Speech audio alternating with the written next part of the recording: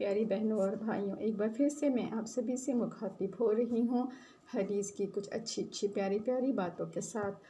मेरी प्यारी बहनों और भाइयों, जैसा कि हम सभी जानते हैं कि हम लोगों को हवा और पानी अगर नहीं मिलेगा इंसान को तो हम लोग जीवित नहीं रह पाएंगे। जीवित नहीं रह पाएंगे मतलब ज़िंदगी के लिए, जीने के लिए हवा और पानी बहुत ज़रूरी है। लेकिन मेरी बहनों और भाइयों, अगर हम लोग जीवित हैं और हम लोगों की ज़िंदगी में कुरान शरीफ की वो बातें नहीं हैं, वो हदीस की बातें नहीं जो हम लोगों के लिए बहुत ही ज़्यादा अहमियत रखती है, तो हम लोगों की वो ज़िंदगी उस मौत से भी बदतर होगी। मतलब ज़िंदा रहने का कोई मतलब ही नहीं रहेगा। वो इंसान की ज़िंदगी उस सूरत में बेलगाम और बेकाबू हो जाएगी। हदीसी वो एक ज़रिया है जिससे हम लोग एक काबू में रहकर एक लगाम अपनी ज़िंदगी में लगाकर ज़िंदगी को सही दिशा में बिता सकते हैं। तो बहनों और भाइयों, हम लोग तो इतने शुक्रगुजार हम लोग तो हमेशा रहते हैं। अल करीम का होना भी चाहिए, क्योंकि वो हमें कुरान शरीफ दिए हैं और एक नबी दिए जो कि हमें हदीस दिए हैं। हदीस में हमारे हर तरीके की, हमारे लिए जो भी ज़रूरी बातें हैं, एक सही दिशा में सही तरह से ज़िंदगी गुजारने के लिए सारी बातें बताए हैं। तो हम लोगों को हमेशा अपने हदीस को मद्देनज़र रख कर ही हर काम करने की कोशिश करनी चाहिए। जैसे कि एक पतंग जब कट जाती है, बिना डोर की हो जाती है, तो वो कहाँ जाकर गिरेगी, कहाँ कैसे क्या उसका हाल होगा, कोई नहीं जानता है। उसकी हालत तो लाजमी है कि बदतर ही होगी, क्योंकि उसकी डोर किसी इंसान के हाथ में नहीं है। और इसी तरह से अगर कोई गाड़ी बिना ब्रेक की हो जाती है तो उसकी क्या हालत होगी, उसका तो एक्सीडेंट, दुर्घटना होना तो लाजमी है।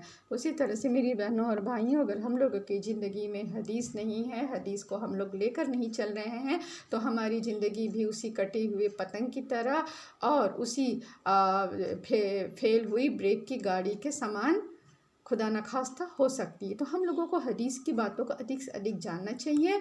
हमारे नबी हमारे लिए क्या बताए हैं, हमारे लिए क्या ज़रूरी है, हमें कैसे करना है, क्या करना है, कब करना है, इस सारे बातों को मद्देनज़र रख के ज़िंदगी बितानी चाहिए। तो जैसा कि आज की हदीस है कि हमारे लिए ज़िंदगी में क्या माने रखता है, हमारे लिए ज़िंदगी में क्या माने रखता है। बिल्कुल हम लोगों को सोचना चाहिए कि ज़िंदगी है तो हमारे लिए क्या ज़्यादा ज़रूरी है। तो एक हदीस आती है मेरी बहनों और भाइयों,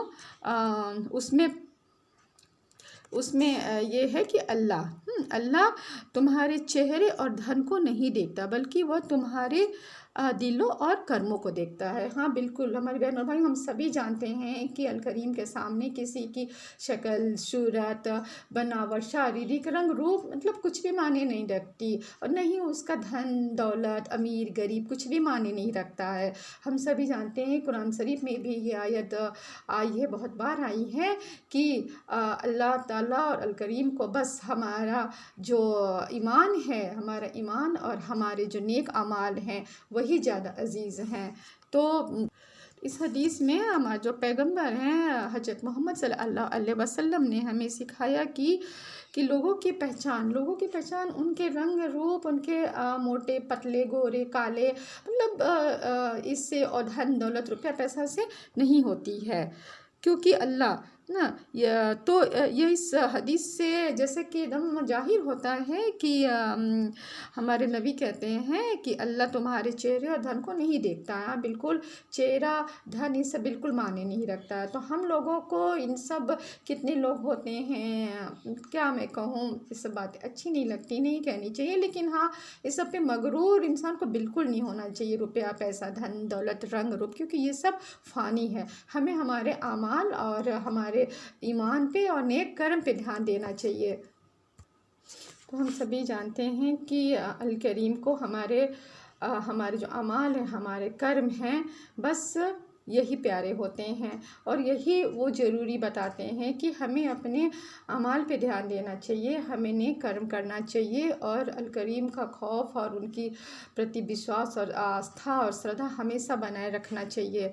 और हमें जो भी हमें करना है बस उनके लिए ही, उन्हीं को ध्यान में रखकर करना चाहिए और ऐसे ही काम करना चाहिए जिससे वो हमेशा रजामंद रहे और हमारे अमाल और हमारे जो हम लोग कर रहे हैं उसी के बिना पर ही हमारे हिसाब किताब होंगे। जैसे कि हम सभी जानते हैं, ये कोई बताने वाली बात नहीं है, लेकिन मेरी बहन और भाइयों, न जाने क्यों सब जानने समझने के बाद भी हम लोग क्यों ऐसे बहक जाते हैं। क्यों नहीं सोचते कि हमारे जर्रे जर्रे का हिसाब करेंगे अल करीम, हमारे हर चीज़ का हिसाब किताब यहाँ भी होगा वहाँ भी होगा।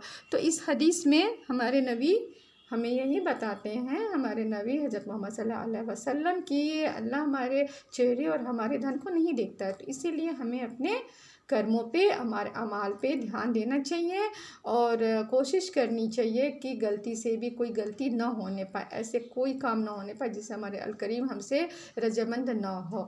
तो यही सब बातें अगर हम लोग ध्यान में रख के बहनों और भाइयों ज़िंदगी गुजारेंगे तो इंशाल्लाह ये ज़िंदगी, आगे की ज़िंदगी भी हमारी कामयाब होगी।